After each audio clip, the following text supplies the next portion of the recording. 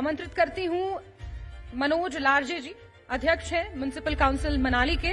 Sir मंच पर आने की कृपा करें। साथ ही मैं अनुरोध करूंगी मुकेश ठाकुर जी से, acting president Manali hotelier association, कि मंच पर आएं और हम इस कार्यक्रम को आगे बढ़ाएंगे और अगले सेशन को लेकर चर्चा शुरू करेंगे। Sir please.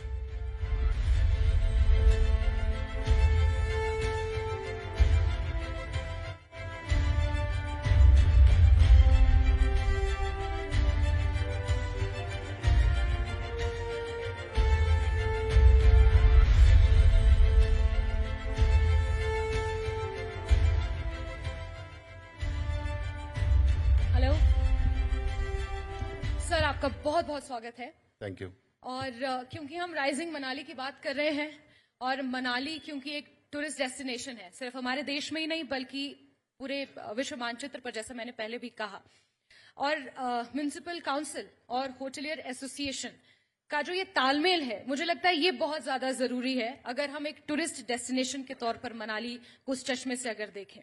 क्योंकि आप अध्यक्ष हैं, आप बेहतर बता पाएंगे क्या जो रिक्वायर्ड है विश्व मानचित्र पर मनाली जिस स्तर पर हम जिक्र कर रहे हैं कि एक टूरिस्ट डेस्टिनेशन बन चुका है, आपको लगता है कि क्या वो जस्टिफाई कर रहा है मौजूदा समय में?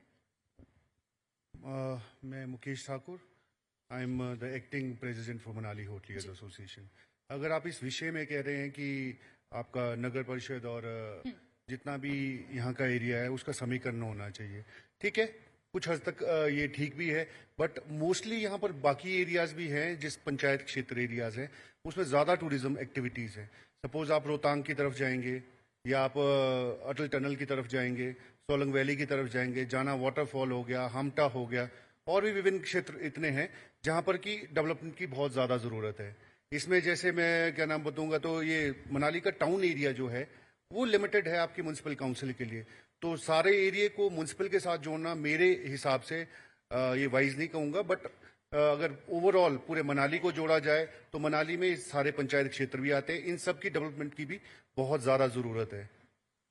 बिल्कुल। सर आपसे मेरा सवाल है मनोज जी, कि जो यहाँ पर मुकेश जी ने कहा कि बाकी सारी पंचायतों को जोड़ना वो एक अलग चीज है, लेकिन मनाली, अगर हम मनाली के आसपास ही देख लें, हरिम्बा से लेकर नीचे वन विहार तक अगर देख लें, मॉल रोड को देख लें, वहां पर जो परिस्थितियां इस वक्त हैं, बाकी आप पंचायतों को जोड़ना तो दूर की बात, लेकिन जो एट प्रेजेंट है, जो मोस्ट अट्रैक्टिव प्लेस है मनाली का, वहां पर ही जो स्थिति है, कुत्तों की समस्या है। मैं खुद मॉल रोड पे घूम रही थी तो कितने सारे आवारा कुत्ते थे, कूड़े कचरे की समस्या इतनी ज्यादा है, वो तो फिर मनाली से कुछ किलोमीटर पहले से ही शुरू हो जाती है। आपको लगता है कि ये सारी चीजें एड्रेस हो रही हैं सही तरीके से? जी, एक्चुअली क्या है कि मनाली में बहुत ही फ्लोटिंग पॉपुलेशन रहता है यहाँ पे, जैसे जितने भी जो हमारे जितने फैसिलिटीज़ हैं जो हैं वो हमारे बिल्कुल लोकल जो हमारी पॉपुलेशन है, अराउंड हमारे 8,500 के आसपास की पॉपुलेशन है। तो फ्लोटिंग जब सीजन आता है तो उसमें लगभग मतलब कि आपका 1 लाख तक भी पहुंच जाते हैं यहाँ पे लोग। इतने लोगों को मतलब कि मिनिमम सोर्सेज के साथ मतलब कि उनको फैसिलिटेट करना तो थोड़ा सा हमारे लिए चैलेंजिंग रहता है। लेकिन वही आपके होने का पर्पस तो वही है कि अगर लिमिटेड रिसोर्सेज हैं तो रिसोर्सेज को बढ़ाया जाए, उसके लिए क्या? मैं थोड़ा सा रोड कनेक्टिविटी की बात करता हूँ। जैसे ये जो हमारा नीचे से यहाँ चौक से रोड शुरू होता है हडिम्बा देवी टेम्पल के लिए और मनुऋषि टेम्पल के लिए, और आपका ये कनेक्टिंग जितने भी जो हमारे सराउंडिंग के जो रोड्स हैं, जैसे आपका रोहतांग के लिए होगा, तो एक हाईवे बनने से थोड़ा सा इस ट्रैफिक उस कंजेशन में तो थोड़ा सुधार हुआ है। बट जो हमारे जो इंटरनल रोड्स हैं तो यहाँ पे लिमिटेड, वो मतलब कि आपकी जगह होने के कारण, जैसे लोगों के अपने मकान बन चुके हैं, अब यहाँ पे तो कोई और कुछ अल्टरनेट हो नहीं सकता है। अभी रिसेंटली एक अल्टरनेट रोड की बात निकली थी, वो बहुत ही अच्छी पहल है। उसमें अगर हमारा एक अल्टरनेट रूट निकल जाता है तो ट्रैफिक कंजेशन हमारा इससे काफ़ी कम हो सकता है। तो थोड़े से लिमिटेड उसकी वजह से हमारे मनाली बहुत ही छोटे उसमें है। लेकिन सरकार ये कह रही है कि पर्यटन की दृष्टि से हम बहुत ज्यादा विकास कर रहे हैं, जो टूरिस्ट यहाँ पर आते हैं उनके लिए हम बहुत ज्यादा सुविधाएं दे रहे हैं, लेकिन ऐसा देखकर लगता नहीं, क्योंकि जगह जगह कचरे के ढेर, कुत्ते की समस्या, पार्किंग की समस्या, ये ज्यादा चीजें नजर आती हैं बनस्पत इसके कि यहाँ पर टूरिस्टों को कुछ सुविधाएं हैं, पार्किंग एक बहुत बड़ी समस्या है। एग्जैक्टली ये आपने बहुत सही कहा। यहाँ पे पार्किंग की बहुत समस्या है, क्योंकि यहाँ पे नगर परिषद की एक मनाली नगर परिषद की एक विडंबना ये है कि अपने नाम पे जो है नगर परिषद की कोई भूमि नहीं है, यहाँ पे जमीन नहीं है। वो सारा मतलब कि आपका फॉरेस्ट लैंड है। तो इसके लिए पिछले जो हमारे पूर्व अध्यक्ष रहे हमारे चमन कपूर जी, वो भी यहाँ पे बैठे हुए हैं। तो हमने बहुत मेहनत करी थी इस बारे में कि जो यहाँ की जो मनाली नगर परिषद एरिया की जो जमीन है कम से कम नगर परिषद के नाम पे ट्रांसफर करवाई जाए। लेकिन सरकारों की तरफ से मतलब कि बड़ा उदासीन रवैया रहता है इसमें, क्योंकि हम अपने तरीके से कोई काम नहीं कर पाते हैं। कोई पार्किंग डेवलप करना चाहते हैं तो उसके लिए उनकी अप्रूवल नहीं आती है, क्योंकि वो कहते हैं कि हमें जमीन के पर्चे ला दो। अब फॉरेस्ट लैंड के पर्चे हम कैसे ला क्या दें? ये सीधे तौर पर सरकार से शिकायत है? जी, सरकार से बिल्कुल शिकायत है। उसमें हम ये चाहते हैं कि जैसे हमने ये प्रोसेस शुरू करवाया था, तो मौजूदा सरकार से भी रिक्वेस्ट करेंगे कि उसमें थोड़ा नगर परिषद के नाम पे ही जो नगर परिषद की अपनी जो सराउंड जो जितने भी जो पेरिफेरी में आते हैं, तो इसको नगर परिषद के नाम पे करवाया जाए, ताकि पार्किंग्स वगैरह हम लोग मतलब कि अपने तरीके से डेवलप कर पाए। तो जी मनोज जी, मेरा सवाल आपसे, मुकेश जी, मेरा सवाल आपसे ये है कि होटलियर एसोसिएशन, होटल जितने भी हैं, पर्यटन से जुड़े हुए जितने भी यहाँ पर कारोबारी हैं, उनको मौजूदा समय में किस तरह की समस्याओं का सामना करना पड़ता है अभी? होटलियर्स जो यहाँ पर है उसे तो काफ़ी समस्याएं, जैसे एक आपने नगर परिषद की गिनवा दी। गार्बेज की समस्या एक बहुत बड़ा विकराल रूप ले चुकी है। हमारे पास गार्बेज डंपिंग के लिए एक प्रॉपर प्लांट नहीं है। जो अभी प्लांट है वो पूरी तरह से भर चुका है और अपनी कैपेसिटी से ओवर ही काम कर रहा है। और हम होटलियर्स हर साल उनको एक अमाउंट पे भी करते हैं टू अपना गार्बेज को डिस्पोज करने के लिए। और एक इसकी कमेटी बनी है जिसे टीडीसी बोला जाता है, टूरिज्म डेवलपमेंट काउंसिल। वो आपके सरकार के अधीन है, वो डीसी कुल्लू एंड डीटीओस के अधीन है। पर कहीं ना कहीं उसके टेंडर्स हो जाते हैं। मौजूदा में उस टेंडर में ये होता है कि सफाई के लिए वो पूरे एरिया की रोहतांग से लेके आपके ग्रीन टैक्स के बैरियर्स तक टेंडर्स किए जाते हैं। पर आपने देखा होना, जैसा आपने कहा, रोड्स के साइड्स में हर जगह गंदगी फैली हुई है। जो जिसको ये टेंडर्स हुए हैं वो क्यों नहीं इस पे काम करते हैं? वो एक तरह से वो है कि टेंडर्स अगर उनके हो गए हैं तो उनकी ड्यूटी बनती है कि उस काम को निभाएं। फोन करने के बावजूद भी वो लोग नहीं आते हैं। थोड़ा अपने लोगों को भी समझने की बहुत जरूरत है कि जो फैसिलिटी टीडीसी द्वारा दी गई है, उनकी गाड़ियां घूमती है, नो डाउट कि वो टाइम पे आती नहीं है, मन मर्जी से आती है, जहां पर उनको पैसा मिलता है वहां पर जाती है और बाकी जगह नहीं जाती है। लेकिन सरकार का भी कोई कंट्रीब्यूशन होगा? सरकार की तरफ से क्या ये चीज कोई एड्रेस नहीं की गई, या सिर्फ कांगड़ा को ही पर्यटन नगरी बनाने में जुटे हुए हैं और जो है ऑलरेडी उसको भूल चुके हैं? देखिए, जो मनाली है ये तो मतलब कि माता हडिम्बा की कृपा से चली हुई है। अदरवाइज कोई भी सरकार है जो यहाँ पर वो इस पे बोलने को राजी नहीं है, चाहे प्रीवियस गवर्नमेंट हो चाहे अभी की गवर्नमेंट हो। सिर्फ नाम के लिए आप जगह जगह पे मतलब कि बोल रहे हैं हमने ये डेवलपमेंट कर दी, ये कर लिया। आप खुद देख रहे हैं इधर आके, आपने सिर्फ एक एनएच की हालत देखे होने की, जो कि पहले से सही हो गए, पर फ्लड्स के बाद एनएच का भी ध्यान नहीं दिया जा रहा है। अभी ग्रीन टैक्स क्या नाम डोलू नाला में टोल प्लाजा की बात हो रही है टैक्स लेने की, जब रोड्स ही सही नहीं है। ये इंफ्रास्ट्रक्चर की अगर बात करूं मैं, इंफ्रास्ट्रक्चर में पार्किंग की जरूरत होती है। इतना बड़ा हाईवे तो बन गया है, पर इतने सारे जो टूरिस्ट उस हाईवे से आएंगे उनके लिए पार्किंग्स कहां पर है? उनके लिए वे साइड अम्यूनिटीज कहां पर है? वो कहीं पर भी नहीं है। आप यहाँ पर हमटा चले जाओ, आप सोलंग वैली चले जाओ, अटल टनल चले जाओ, बहुत ही limited amount of parking spaces है। साथ में और भी बड़ी बड़ी चीजें हैं। बिल्कुल सर, इस पे मैं आऊंगी, लेकिन मेरे जहन में इस वक्त एक सवाल ये आ रहा है, क्योंकि आप एमसी की और होटलियर एसोसिएशन की जो एसोसिएशन है, आप दोनों का जो एक दूसरे के साथ तालमेल है, वो कहीं ना कहीं मनाली के पर्यटन की दृष्टि से बहुत ज्यादा महत्वपूर्ण है। कभी, ये दोनों से मेरा सवाल है, एक एक करके आप जवाब दे सकते हैं। मुझे ये लग रहा है कि कभी आपने सरकार से इस विषय में गहनता से कभी चर्चा हुई, या सरकार ने आपकी आवाज इस तरह से सुनी, या फिर मैं ये कहूं कि जिस तरह से जिन समस्याओं को आप इस मंच से रख रहे हैं, क्या उस तरीके से आपने सरकार तक ये समस्याएं पहुंचाई इन 2 सालों में, या प्रीवियस गवर्नमेंट्स? मैं मतलब कि कहता हूं कि सरकार के थ्रू हम यहाँ नहीं, सेंट्रल गवर्नमेंट से भी हम कई बार मिलने गए और बहुत सारी समस्याएं, ये फ्लड्स के टाइम ऑलमोस्ट सेंट्रल और स्टेट मिनिस्ट्री हमारे दरवाजे पे थी, हम उनसे जाके भी मिले हैं। जो भी यहाँ की समस्याएं हैं, जैसे कि मतलब कि आप इसको एमसी में ही ना घेरिए ना, मनाली इज बिग। मैं शुरुआत में कहा कि मनाली के सराउंडिंग एरियाज भी इसमें, एमसी के साथ कुछ एक समस्याएं हैं जो कि वो कर सकते हैं उसको केटर, बट आउटसाइड एमसी भी बहुत बड़ी परिफ्री है। नहीं तो मुकेश जी, ये मंच है, आप जो समस्याएं आप बता सकते हैं वो आई नहीं, एम वो तो श्योर। मैं पहले ही बोला, गार्बेज की सबसे बड़ी समस्या है। एमसी के एरिया में तो गिने चुने 300 से 400 होटल्स हैं, पर उसके बाहर जो होटल्स है कम से कम 2 से 2,500 होटल उसके बाहर है। तो मेजर मैं तो ये करूंगा, अगर हम टूरिज्म की बात करते हैं, as a president Manali hoteliers बात करता हूं, तो मैं सारी पेरिफेरी की बात करूंगा। ये एमसी तो मैं इसको एक छोटी, मतलब कि एक पंचायत की तरह एक छोटा सेक्शन गिनूंगा मैं इसको, पर जो इतनी है उसके अलावा जो ग्रीन टैक्स के ऊपर है, कम से कम 10 पंचायतों के वो है। तो मतलब कि इसमें अगर ऐसे नगर परिषद हो तो मतलब कि लगभग 11 पंचायतों को मैं इसको नहीं, तो इंक्लूड मुकेश जी, करूंगा। आप ये कहना चाह रहे हैं कि ग्रीन टैक्स तो कलेक्ट किया जा रहा है, लेकिन उस ग्रीन टैक्स का जो यूज है, उस पैसे का जो उपयोग है, वो उस तरह से नहीं किया जा रहा जिस तरीके से ग्रीन टैक्स को कलेक्ट किया जा रहा है। देखो, ग्रीन टैक्स का जो पैसा आता है वो टीडीसी के पास जाता है, टीडीसी उसको यूटिलाइज करता है। मेजॉरिटी जितना भी मनाली में डेवलपमेंट के काम हो रहे हैं, चाहे आप वॉल्वो स्टैंड जो अभी पेवर्स लगे हैं उसमें, या कहीं पंचायतों में काम हो, फॉरेस्ट का काम हो, किसी ने पानी की पाइपलाइन ही हो, टूरिस्ट डेवलपमेंट के लिए सिर्फ गार्बेज जो टेंडर्स होते हैं उसको उठाने के लिए, और यहाँ पर जो पुलिस व्यवस्था आपके सीजन टाइम होती है, ये उन चीजों पे खर्च हो रहा है। जबकि टीडीसी का मतलब और टूरिज्म डेवलपमेंट काउंसिल का मतलब कि टूरिज्म को डेवलप करने के लिए वो पैसा यूज होना चाहिए, गार्बेज कलेक्शन पे यूज होना चाहिए, अनलेस की और चीजों पे होना चाहिए। उसके लिए और बजट है।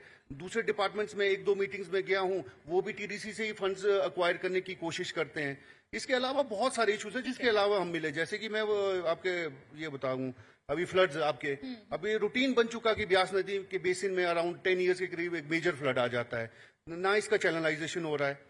कितनी बार बातें हो रही है, चाहे स्टेट गवर्नमेंट से, चाहे सेंट्रल गवर्नमेंट से, पर इसका चैनलाइजेशन की बिल्कुल दिक्कत है। मुकेश जी, इस पर मैं आऊंगी, इस पर हम चर्चा करेंगे क्योंकि ये एक इम्पोर्टेंट टॉपिक है। मनोज जी, इस पर आपका क्या कहना है? सरकार के साथ आपने कभी इन समस्याओं को उस तरीके से रखा, या सरकार ने एड्रेस किया है आपकी इन बिल्कुल, तमाम समस्याओं को? exactly। क्योंकि देखिए, आगे जोड़ती हूँ सवाल कि जिम्मेदारी आपकी भी बहुत है। आप ये कह के नहीं टाल सकते कि सरकार कुछ नहीं करे, क्योंकि एमसी अपने आप में एक बॉडी ऐसा है। भी नहीं है, क्योंकि एमसी अपने आप में एक गवर्नमेंट है। तो इसके लिए मैं एक बात कहना चाहूंगा कि हमने जो पीछे भी ये बात उठाई थी कि जो टीडीसी से जो पैसा आता है उसका कुछ पैसा जो है हमारे उसमें सैनिटेशन पे भी लगना चाहिए। क्योंकि देखो, पूरे मनाली विधानसभा क्षेत्र का जो है कचरा हम लोग लेते हैं, एमसी लेती है, क्योंकि हमारे पास बिल्कुल लिमिटेड, मैं आपको वही बता रहा हूँ कि बहुत लिमिटेड सोर्सेज है, और छोटा सा प्लांट है हमारे पास रांगड़ी में। तो कुछ टाइम से यहाँ पे कुछ डिस्प्यूट की वजह से जो पुराने कॉन्ट्रैक्टर थे उनकी वजह से थोड़ा सा काम लटक गया था, तो उस वजह से वहां पे कूड़े का ढेर बन चुका था। तो मैं थोड़ा सा इसमें आपको थोड़ा ब्रीफली बताता हूँ कि वहां पे ये दिक्कत आई थी कि कुछ कॉन्ट्रैक्टर के साथ कुछ डिस्प्यूट हो गया था। उसके बाद हमने नया टेंडर करवाया, तो वो यूडी से टेंडर हुए थे उसके। तो अब तो थोड़ा सा उसमें काम चला हुआ है, बहुत जल्द शायद 1 महीने के अंदर ये एक शेड बन जाएगा। उसके बाद वहां पे जो है मशीनरीज इंस्टॉल हो जाएंगे, तो उसके बाद प्रोसेस शुरू हो जाएगा। उसके अलावा जो वहां पे जो लिगेसी वेस्ट था, तो उसके ऊपर बहुत बढ़िया काम चला हुआ है। क्योंकि पिछले सरकार में जब हमने ये समस्या बहुत गहरा रहा था, तो किसी का ध्यान नहीं जाता था इसके ऊपर कि कचरा भी कोई एक बहुत बड़ी समस्या बन सकता है। लेकिन आज के डेट में हम देखते हैं कि सबसे बड़ी समस्या हमारे लिए कचरे का है। तो उसको ठिकाने लगाने के लिए हमने बड़ी कोशिशें की। और जब पिछले सरकार में जयराम जी पूर्व मुख्यमंत्री जी थे, तो सर्किट हाउस मनाली की बात है, तो वहां पे हमारा डेलीगेशन गया, तो हमने ये कहा कि हमारे पास लिगेसी वेस्ट कूड़े का पहाड़ बन चुका है, तो इसको थोड़ा सा खत्म करने के लिए आप कुछ कदम उठाएं। तो उन्होंने बातचीत करके जो है फिर स्वच्छ भारत मिशन के तहत जो है हमें कुछ पैसे प्रोवाइड करवाए। उन्होंने लगभग 1,40 के अराउंड, 1,40,40,00,000 के अराउंड इतना, तो उसमें 40,000 टन के आसपास हम उसको लिगेसी वेस्ट को खत्म कर चुके हैं। अभी 78,000 के आसपास हमारे पास, और 78,000 टन के आसपास जो है कूड़े का जो पहाड़ है, वो अभी भी देखेंगे आपकी वहां पे अभी भी पहाड़ बना हुआ है। अच्छा, तो उसको लिगेसी वेस्ट को खत्म मनोज जी, करने के लिए उसमें भी प्रोसेस चला सवाल हुआ है। जी। मेरे जहन में, अभी विंटर कार्निवल हुआ था, ये थोड़ा सा राजनीतिक सवाल है। अभी विंटर कार्निवल हुआ था और मुख्यमंत्री थोड़ी देरी से पहुंचे। जी। यहाँ के कुछ जो नेता थे उनको इस बात की नाराजगी थी कि कुल्लू मनाली को, खासकर मनाली को, उस तरह से तवज्जो नहीं दिया जा रहा है। अगर तवज्जो नहीं दिया जा रहा है, ये सवाल आपसे भी है सर, क्योंकि मनाली विश्व मानचित्र पर पर्यटन की दृष्टि से कहीं ना कहीं एक छाप छोड़ चुका है, आज से नहीं कई दशकों से। ऐसे में क्या वाकई आपको लगता है, बतौर होटलियर एसोसिएशन के अध्यक्ष भी मुकेश जी, और मनोज जी आप भी, क्योंकि एक जिम्मेदारी, एमसी अपने आप में एक बड़ी बॉडी होती है किसी भी शहर को मैनेज करने के लिए, उसके इंफ्रास्ट्रक्चर को मैनेज करने के लिए, उसे खूबसूरत बनाने के लिए, तो ऐसे में आपको लगता है कि क्या वाकई कहीं नजरअंदाज किया जा रहा है? ये सवाल इसलिए भी महत्वपूर्ण क्योंकि सरकार के नुमाइंदे यहाँ बैठे हैं, फिर इसका जवाब उनसे भी लिया जाएगा। नहीं, मेरे हिसाब से तो ऐसा नहीं है, क्योंकि जानबूझ के कोई ऐसा करता नहीं है। हो सकता है कुछ ऐसे सर्कमस्टांसेस बने हो तो थोड़ा डिले हो गए हो, तो इस विषय में ज्यादा नहीं बोल पाऊंगा मैं जी। नो डाउट, मैं तो यही कहूंगा, मैंने पहले ही कहा था कि जो मनाली है वो माता हडिम्बा के नाम से चली हुई है। तो I disagree with the fact कि मतलब कि यहाँ चाहे पहली गवर्नमेंट रही हो चाहे अभी की गवर्नमेंट रही हो, कुछ एक चुनिंदा जगहों पे वहाँ के सीएम उस चीज पे फोकस करते हैं। अभी आपने सुना ही होगा सीएम साहब शायद धर्मशाला साइड या सम कांगड़ा साइड उसको मतलब टूरिज्म डिस्ट्रिक्ट वगैरह बना रहे हैं। कुल्लू मनाली में आज तक कोई भी ट्रेड फेयर्स वगैरह ऑर्गेनाइज नहीं हुए हैं, सारे शिमला धर्मशाला होते हैं, कितनी बार रिक्वेस्ट करने के बाद भी। तो मैं तो यही कहूंगा, मनाली को तो अनसुना और अनदेखा किया जा रहा है जगह जगह। हमारे पास बड़े बड़े पॉलिटिकल लीडर्स हैं, प्रीवियस गवर्नमेंट में भी रहे हैं और इस गवर्नमेंट में भी है, जो कि मनाली के ऊपर फोकस कर सकते हैं। अब यहाँ पर ऑल्टरनेटिव के तौर पे आप खुद बताइए कि गवर्नमेंट जो भी आज तक स्टेट में रही है उसने मनाली के लिए क्या किया है? ठीक है, यहाँ पर एक प्रॉपर पार्किंग फैसिलिटीज की जितनी हम बात कर रहे थे, 100 बार हम रोना रो चुके हैं कि गार्बेज के लिए और जगह पे स्थापित करो, सारे लोग तंग हो रहे हैं। 3-3 स्कूल्स हैं वहां पर, वहां के बच्चे बीमार हो रहे हैं, वो जगह जगह कहीं पर उनको मिल नहीं रही है, कोई दे नहीं रहा है। थर्डली, हम भुंतर एयरपोर्ट का रोना रो के थक गए हैं कि उसका विस्तारीकरण होगा, 200-400 मीटर अगर वो बढ़ जाएगी तो कम से कम 79 सीटर एरोप्लेन वहां पर उड़ेगा भी और वहां से लैंड भी कर लेगा और वहां से टेक ऑफ भी कर लेगा। पर वो सारा फोकस कहाँ, धर्मशाला चले जाता है, शिमला चले जाता है। तो मनाली कुल्लू के लिए कौन सोच रहा है? मैं मतलब कि बहुत यहाँ पर हमारे बीच में सुंदर सिंह जी के, मैं इनका प्रशंसा करता हूँ कि कुल्लू में इन्होंने एक नया टूरिज्म डेस्टिनेशन खोल दिया है।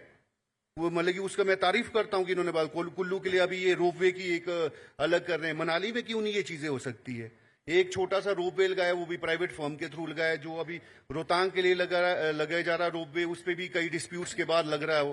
तो ये इतना इजी फैक्ट तो है नहीं, इनके यहाँ तो एक और बिजली महादेव के लिए भी रोपवे लग रहा है। ये तो बात हो गई कि किस तरह से टूरिज्म के हिसाब से इंफ्रास्ट्रक्चर को डेवलप किया जा रहा है। लॉ एंड ऑर्डर भी आज की डेट में एक बहुत बड़ी समस्या है। साथ ही साथ होटलियर एसोसिएशन का क्या मानना है, जो आजकल जो होम स्टेज, यहाँ का जो होम स्टे का जो रिवाज यहाँ पर शुरू हुआ है, उसको लेकर आपका क्या टेक है? देखिए, दो चीजें हैं। एक तो पहले लॉ एंड ऑर्डर पे अगर हम बात कर लें तो यहाँ पर स्पेशली डेडिकेटेड टूरिज्म पुलिस तो है ही नहीं। सीजन टाइम 2 पुलिस वाले आपके मॉल रोड पे घूमते हैं, they are called dedicated tourism police.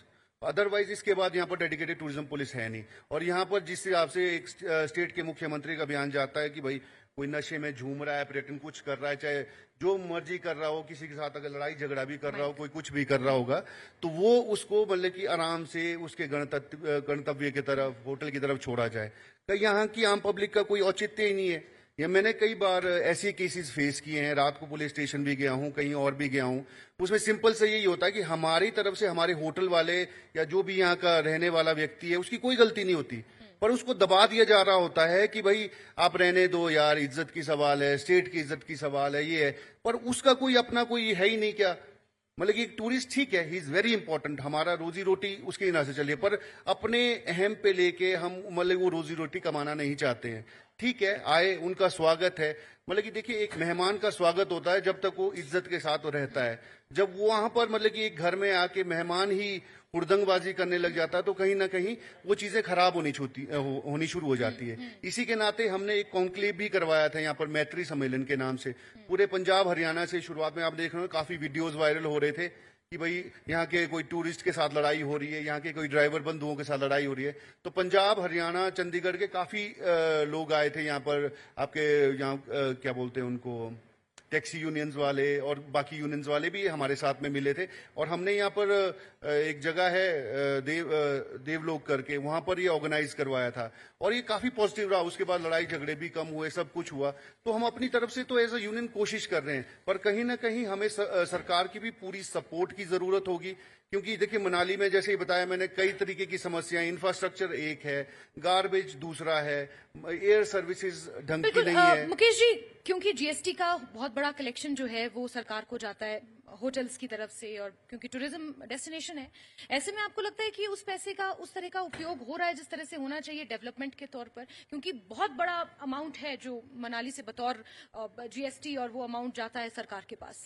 GST is a big amount जो होटल्स और कोई भी Yes. टूरिज्म यूनिट वाले मतलब की है उससे मतलब की सेंट्रल गवर्नमेंट को जाता है, जिसमें दो तरीके के होते हैं, एक एसजीएसटी एक सीजीएसटी Yes. होता है। तो पर वो टोटल अमाउंट जाएगा, फिर उसके बाद सेंट्रल गवर्नमेंट से वो रिलीज होगा। कहीं ना कहीं मेरी व्यक्तिगत राय ये है कि पॉलिटिकल डिफरेंसेस के चलते स्टेट में आपकी कांग्रेस सरकार है, सेंट्रल में आपकी बीजेपी की सरकार है, कहीं ना कहीं पॉलिटिकल इन डिफरेंसेस की वजह से हमारे को कहीं ना कहीं लॉसेस का वो करना पड़ रहा है। एज अ टूरिज्म व्यवसायी मैं यही कहूंगा कि ठीक है, कहीं ना कहीं एक घर में, जैसे अगर हम पूरे भारत को एक घर मान ले और स्टेट्स को उसके मतलब कि घर के मेंबर्स मान ले, तो कहीं ना कहीं किसी मेंबर को अपने स्टेट की डेवलपमेंट के लिए मन मानने की भी जरूरत है। अपने स्टेट्स को अगर आगे बढ़ते हुए देखना है और जीएसटी और अलग तरह की सुविधाएं लेनी है, तो कहीं ना कहीं उन्हें आगे जाके उन नीतियों को रखना पड़ेगा कि कहाँ हमारे स्टेट्स की मतलब कमी रह रही है। अब ये तो नहीं है कि कहीं मतलब कि स्टेट में सिर्फ सारे बीजेपी के हैं, सारी कांग्रेस के या XYZ पार्टी के हैं। यहाँ पर सब है, बीजेपी की भी कांग्रेस की भी। एक बार स्टेट में अगर कोई भी पार्टी का सीएम बनता है, he is the CM for all. तो आप ये कहना चाह रहे हैं कि जो स्टेट और सेंट्रल गवर्नमेंट के जो डिफरेंसेस हैं, डिफरेंसेस यानी कि स्टेट में कांग्रेस है और सेंटर में बीजेपी है, तो उसका असर कहीं ना कहीं विकास पर पड़ रहा है हिमाचल प्रदेश के या मनाली के स्पेसिफिकली? मुझे तो लगता है कि कहीं ना कहीं अगर स्टेट में चाहे पहले कांग्रेस थी और बीजेपी क्या नाम स्टेट में थी, और स्टेट में अब कांग्रेस है, सेंट्रल में बीजेपी है, इसका फर्क तो पड़ता है। बड़े प्रोजेक्ट्स तो नो डाउट जिसका पूरा तरह से होगा कि भाई सेंट्रल गवर्नमेंट ने किया है या स्टेट गवर्नमेंट ने कोई प्रोजेक्ट किया है, उस पर तो असर नहीं होता। पर ग्राउंड रियलिटीज आज की डेट में ये है कि जैसे आपने देखा कि कहीं ना कहीं आपको फैक्चुअल पता है कि स्टेट गवर्नमेंट के पास कहीं ना कहीं फाइनेंशियल की कमी है।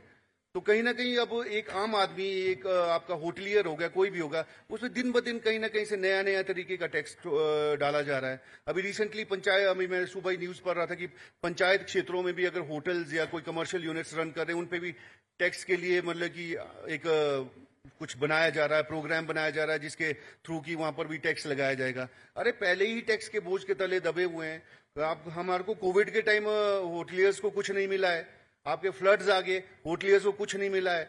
अब मतलब कि यहाँ की स्टेट गवर्नमेंट है, कोई एडवर्टाइजमेंट का प्रावधान नहीं है। अभी मैं सुबह ही कुछ टूरिस्टों से बात कर रहा था, वो बोलते अटल टनल के हिसाब अलावा यहाँ कुछ देखने को नहीं है, न्यू टूरिज्म डेस्टिनेशंस ओपन नहीं हो रहे। तो हमारा स्टेट कहाँ की तरफ जा रहा है? और रिसेंटली हमारा कंपटीशन देखिए ना, जम्मू कश्मीर खुल गया है, कितना कंपटीशन हो गया है। वहां पर एयर फेयर सस्ती है, ट्रेन पहुंच गई है, आपका भाई रोड जाना आसान है, फैसिलिटी पूरी मिल रही है उनको। यानी कहीं ना कहीं जो फर्क है स्टेट और सेंट्रल गवर्नमेंट में, वो एक डेवलपमेंट पे भी कहीं ना कहीं देखने को मिल रहा है, ये आप मानते हैं? मनोज जी, क्योंकि एमसी तो स्टेट सब्जेक्ट है, तो क्या आपको लगता है कि स्टेट गवर्नमेंट भी उस तरह से योगदान दे रही है पर्यटन के क्षेत्र से इंफ्रास्ट्रक्चर को संवारने में या मनाली को और बेहतर बनाने में, या सिर्फ कहीं ना कहीं यहीं तक सीमित है कि मनाली तो ऑलरेडी एक पर्यटन नगरी है और टूरिस्ट यहाँ पर आ ही रहा है, टूरिस्ट की तरफ से यहाँ पैसा भी आ रहा है, ग्रीन टैक्स भी आ रहा है, तो let's focus on the other areas. Where जो मनाली है वो अपने आप में कहीं ना कहीं सफर कर रहा है, जो समस्याएं इन्होंने भी गिनाई और आपको भी पता है बखूबी। मनाली सफर कर रहा है, इसमें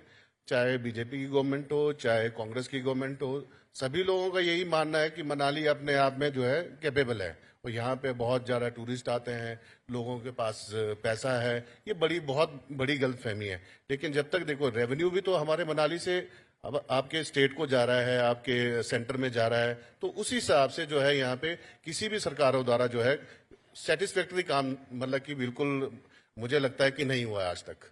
इसमें मैं ऐड करना चाहूंगा, जैसे अभी मतलब कि जैसे मनोज जी ने कहा, बहुत सारे मतलब कि लोगों की भ्रांति ये है, पॉलिटिकल लीडर्स हो गए, नीचे से इंडस्ट्रियलिस्ट आते हैं कि मनाली वाले होटलियर्स हैं, उनके पास बहुत पैसा है।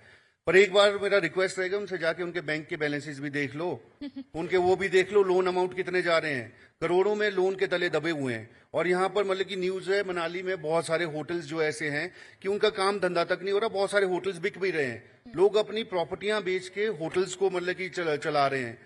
अब मतलब कि ये तो थोड़ा खुश नसीबी है मनाली की कि कोई ना कोई लीजर्स आ जाता है, कोई ना कोई ट्रैवलर आ जाता है, तब करके मनाली का काम चला है। Otherwise Manali has become the cheapest destination, सबसे सस्ता यहाँ पर जो देखा जाएगा। एक होम स्टे का आजकल कॉन्सेप्ट निकलकर नया आया है, होटलियर एसोसिएशन पर, यानी कि होटल्स पर उसका कितना असर आप देख रहे हैं? और क्योंकि अभी सरकार उनके जो कुछ गाइडलाइंस हैं, कुछ नॉर्म्स हैं, उसमें भी संशोधन करने वाली है, शायद इसी सत्र में होगा।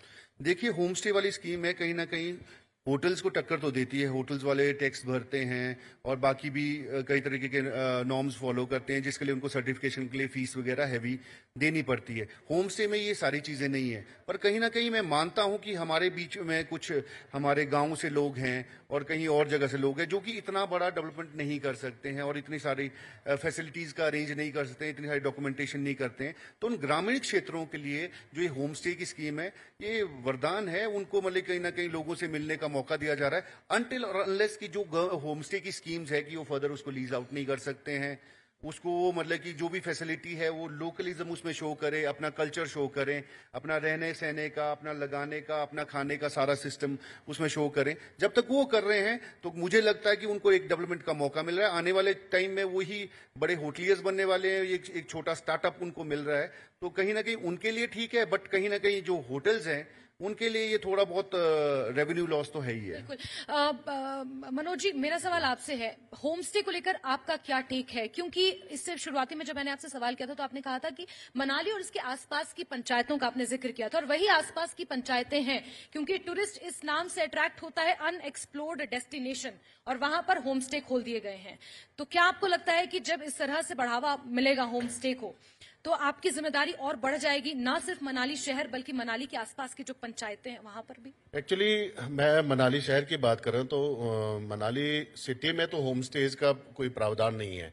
ये मतलब कि हमारे सराउंडिंग के जो गांव के इलाके हैं तो वहाँ पे होम स्टेज का चलन जा रहा है, और यहाँ पे वैसे जो नगर परिषद एरियाज में होम स्टेज नहीं होते हैं। यहाँ पे वैसे आपका बीएनबी चलता है यहाँ पे, तरह से और हाँ वही। एक बिल्कुल। तो इससे क्या होगा कि मतलब कि होम स्टेज का एक शुरुआत मतलब जिस पर्पज के लिए हुआ था, जैसे अब तो मतलब कि बहुत प्रचलन बढ़ गया है इसका, तो क्योंकि ताकि बिल्कुल मिनिमम अपने रिसोर्सेज से अपना एक काम धंधा शुरू कर सकते हैं, और ये गांवों में ज्यादा मतलब कि लोगों को एक उसमें मुख्य धारा में जोड़ने का एक प्रयास था। बिल्कुल। तो लेकिन अब उसका थोड़ा सा मुझे लगता है कि स्वरूप थोड़ा सा चेंज हो गया इसमें। तो इससे नो डाउट कि मतलब कि आपका लोगों के लिए तो एक आजीविका का साधन तो हो गया है, लेकिन इसको थोड़ा सा मतलब कि एक सिस्टम के साथ सिस्टमेटिक तरीके से चलाया जाए तो ज्यादा अच्छा है। यहाँ पे कमर्शियल उसको अब क्या हो गया कि लोगों का, मैंने एक चीज देखा है कि वो अपना होम स्टे चलाने के बजाय कुछ दिन तो चला लेते हैं, तो लेकिन कुछ टाइम बाद वो जो है आगे लीज आउट कर देते हैं, क्योंकि अब मनाली में एक बहुत प्रचलन यही है कि लीजर ढूंढ लेते हैं और अपना एक स्ट्रक्चर बना के जो है आगे बिल्कुल, उसको उम्मीद है कि इस उससे पर सरकार हाँ आगे बिल्कुल, कुछ। तो उससे मतलब कि दो टूरिस्ट को जो एक फैसिलिटीज देने हैं और अपने लोकल कल्चर से उसको रूबरू करवाना है, तो एक लीजर, बाहर का लीजर आके वो क्या कल्चर दिखाएगा और क्या हमारे यहाँ के खाने के क्या प्रमोट करेगा, नहीं कर सकते हैं। बिल्कुल, तो इसलिए मैं ये चाहता हूँ कि जो होम स्टेज का एक मेन मकसद था उसको मतलब कि एक अपने लोकल लोग उसको तरीके से चलाए और अपना बिल्कुल। बिल्कुल मनोज जी, और क्योंकि मारुति सुजुकी की तरफ से राइजिंग मनाली जो हमारा ये कार्यक्रम ऑर्गेनाइज हमने किया है न्यूज 18 ने, इसका मेन मकसद यही है कि हम जो इस तरह से छोटे शहर हैं जो कहीं ना कहीं विकास की दरकार और विकास की राह देख रहे हैं, वहां उन शहरों की आवाज सरकार तक पहुंचे और उन शहरों को और आत्मनिर्भर बनाया जा सके और आर्थिक तौर पर मजबूत बनाया जा सके, उनकी संस्कृति और उनके पर्यावरण का संरक्षण किया जा सके। ये वो मंच है और इस मंच पर आप आए, अपनी बात आपने रखी। मनोज मैं जी, एक बात जी। लास्ट में सरकार से आग्रह करना चाहूंगा कि मनाली को जो आज तक अनदेखा किया गया है किसी भी गवर्नमेंट ने, यहाँ पर इंफ्रास्ट्रक्चर की बहुत बड़ी कमी है। इंफ्रास्ट्रक्चर में आपका एयरपोर्ट, भुंतर एयरपोर्ट सबसे जरूरी, एनएच की जो व्यवस्था कुल्लू से मनाली तक है उसमें मैं ऑब्जेक्शन जाहिर करता हूं कि वो व्यवस्था अभी तक सुदृढ़ नहीं हुई है। मनाली में और सराउंडिंग्स में जहां पर टूरिज्म डेस्टिनेशन है वहां पार्किंग की फैसिलिटी, सुलभ शौचालय की फैसिलिटी, पब्लिक एमिनिटीज की रोड साइड में भी फैसिलिटीज उसको किया जाए। गार्बेज मैनेजमेंट के लिए बहुत आसान तरीके होते हैं, मतलब कि अब बहुत साइंटिफिक जाने की जरूरत नहीं है। हमारे पुराने गांव में चले जाइए कि वहां पर आपको गार्बेज सिर्फ प्लास्टिक वगैरह ड्राई वेस्ट मिलता है, बाकी कुछ नहीं होता है। अगर यहाँ पर वो मैनेजमेंट शुरू हो जाए, उसके लिए ऑल्टरनेटिव गार्बेज के लिए जगह क्योंकि टूरिस्ट आएंगे। आपके एडवर्टाइजमेंट, मनाली की एडवर्टाइजमेंट और न्यू टूरिज्म डेस्टिनेशन की जो डिमांड है, एज अ होटलियर मैं सबसे आगे रखता हूं और गवर्नमेंट के सामने रखता हूं कि जितने भी डिफरेंसेस है गवर्नमेंट के, उनको साइड में रखते हुए अगर एरिया की डेवलपमेंट की बिल्कुल, बात की ये जाए, हर मंच से मैं कहती हूँ कि कुछ ऐसे मोर्चे होते हैं, स्पेशली एक राज्य हिमाचल जैसे महत्वाकांक्षी राज्य के लिए, जहां पर सरकारों को मिलकर काम करना होता है। पक्ष विपक्ष के मतभेद हो सकते हैं, लेकिन कुछ ऐसे मोर्चे हैं जहां सरकारों को मिलकर काम करने की जरूरत है। और राइजिंग मनाली और इस तरह के मंच ये मौका प्रदान करते हैं कि यहाँ के जो स्टेक होल्डर्स हैं वो अपनी बात सरकार तक पहुंचा सकें। और इसी के साथ मुकेश जी और मनोज जी, आप दोनों का बहुत बहुत शुक्रिया। कृपया मंच पर बने रहें। और मैं अनुरोध करूंगी हमारे कंसल्टिंग एडिटर मुकेश राजपूत जी से कि मंच पर आए और हमारे मेहमानों को मोमेंटो और पुष्पगुच्छ देकर प्लीज सम्मानित करें।